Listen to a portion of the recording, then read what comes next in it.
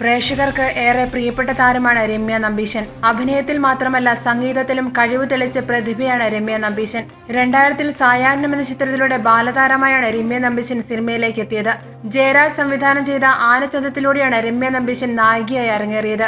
തുടക്കത്തിലധികം ശ്രദ്ധിക്കപ്പെടാതെ പോയ താരമാണ് രമ്യ നമ്പീശൻ. അവതാരക വേഷത്തിൽ നിന്നും സിനിമയിലേക്ക് എത്തിയ താരത്തിന്റെ ആദ്യ ചിത്രങ്ങളൊന്നും അത്രയധികം ശ്രദ്ധിക്കപ്പെട്ടിരുന്നില്ല. തുടക്കത്തിൽ ശാലീന കഥാപാത്രമായി വന്ന താരം അന്യഭാഷയിലേക്ക് ചേക്കേറിയതോടെ ഗ്ലാമർ വേഷങ്ങളും സ്വീകരിച്ചു തുടങ്ങി.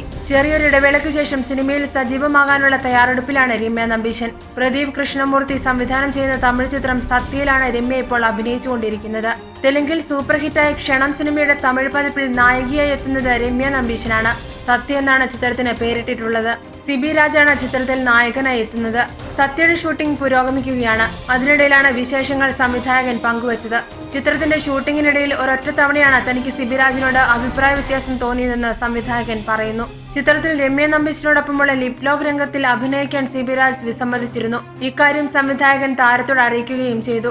ഒരു രംഗത്തിൽ ലിപ് ലോക്ക് സീനിന് ആവശ്യപ്പെട്ടപ്പോൾ പറ്റില്ലെന്നാണ് സിബിരാജ് പറഞ്ഞത്. അതിനു പിന്നിലെ കാരണവും താരം വ്യക്തമാക്കി.